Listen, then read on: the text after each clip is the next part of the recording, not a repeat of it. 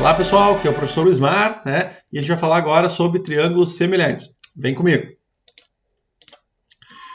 Bom, então aqui nós temos o seguinte, eu vou ser bem curto e grosso porque essa matéria é bem simples mesmo, tá? Se vocês quiserem aí uma explicação um pouco mais detalhada, a gente pode fazer, mas aí vocês me botam nos comentários ali, tá? Mas é bem simples, gente. Através da semelhança de triângulos, a gente consegue chegar em duas conclusões, tá? Primeira, tá? Se eu tenho uma pirâmide, tá ok? E eu traço dois planos paralelos, então eu tenho um plano alfa e eu tenho um plano beta.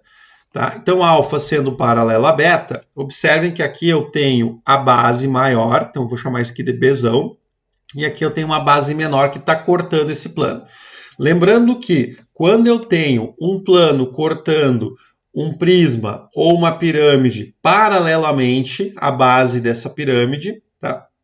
Eu tenho então ali uma seção transversal. Então, com essa seção transversal, a gente tem duas conclusões. A primeira, a área da base menor dividida pela área da base menor, ela tem uma relação, uma razão direta com a altura da pirâmide menor, então essa alturinha aqui que eu vou chamar de D, e a altura da pirâmide maior, que eu vou chamar de H. Então, gente, como área é sempre, né, aquela relação de base vezes altura, ou, né, sempre tem uma multiplicação ali, a área sempre vai ser centímetros quadrados, metros quadrados. Então lembra disso e faz a seguinte relação. A área da base menor dividida pela área da base maior é igual à altura da pirâmide menor ao quadrado dividido, tá, pelo quadrado da altura da pirâmide maior. Então, por que é ao quadrado? Porque a área sempre nós vamos ter medidas quadradas, centímetro quadrado, metro quadrado, quilômetro quadrado. Então, tenta fazer essa relação que ajuda vocês. Quando a gente vai para o volume, tá, eu também tenho, ó, lembra que o volume, ele sempre vai ter um resultado com unidades de medida ao cubo, né? Sempre vai ter essa relação. Então, qual é a relação que eu tenho no volume com as alturas? Eu tenho o seguinte, o volume do menor dividido pelo volume do maior é igual à altura da pirâmide menor, tá? A alturinha ali da pirâmide menor ao cubo dividido pela altura ao cubo. Então, essas duas relações vocês podem usar tranquilamente, tá, gente? Então, vamos fazer um exemplo aqui, ó.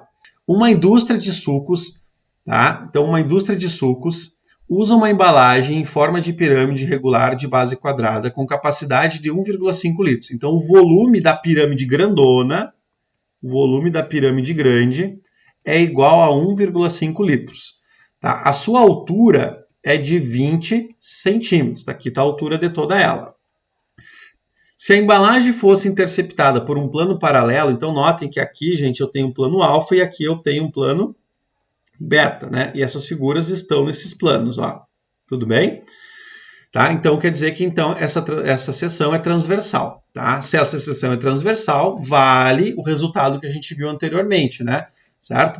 Então, o que nós vamos ter? Ó? Ele quer o seguinte, calcule a distância do vértice ao plano, a distância do vértice, o plano deveria ser passado para que a parte superior da pirâmide tivesse uma capacidade de 0,75. Quer dizer, então, que ele quer que eu calcule o seguinte, ele quer saber a distância, que é esse Dzinho aqui, ó, a altura desta pirâmide pequena aqui, gente, ó. Então, essa distância aqui eu vou chamar de D mesmo, né, porque eu quero descobrir, e o volume do pequenininho, tá, é igual a 0,75 litros. Professor, posso trabalhar com litro e centímetro? Não pode, tá? Mas na razão eu posso. Por quê? Eu não preciso fazer a transformação, gente.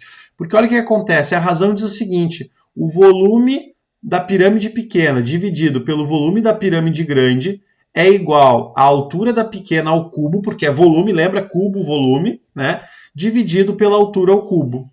Ou seja, a distância, a altura que o Dzinho ao cubo, divididos por 20 ao cubo, é igual a 0,75 litros divididos por 1,5 litro. E olha que mágica, litro com litro eu corto, por isso que eu não preciso transformar.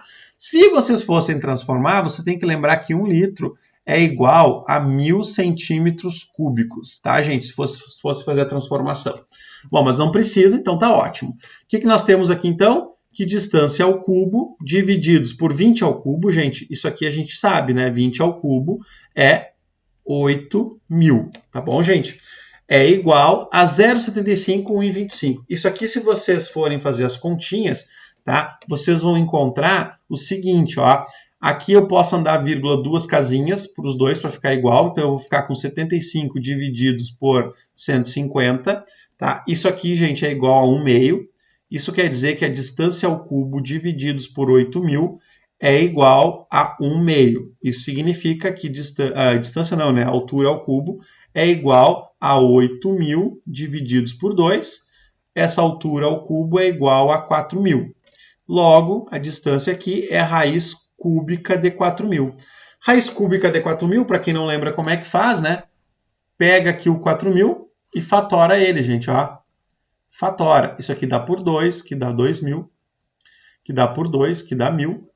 Que dá por... Aqui eu não vou fazer por primo, eu vou fazer por primo, tá? Dá por 2, que vai dar 500. Que dá por 2, que dá 250. Vamos fazer direitinho. Que dá por 2, que dá 125. Que dá 5, que dá 25. Dá 5, que dá 5. Dá 5, que dá 1. Como eu quero a raiz cúbica, gente, a cada 3 valores eu copio 1. Lembra disso?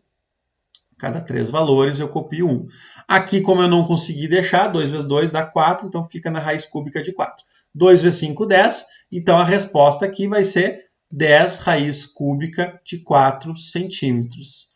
Pronto, gente. Acabou. Essa é a resposta, tá? Então, nós temos, deixa eu botar aqui, 10 raiz cúbica de 4 centímetros. Ok, gente? Então, esse é o nosso D.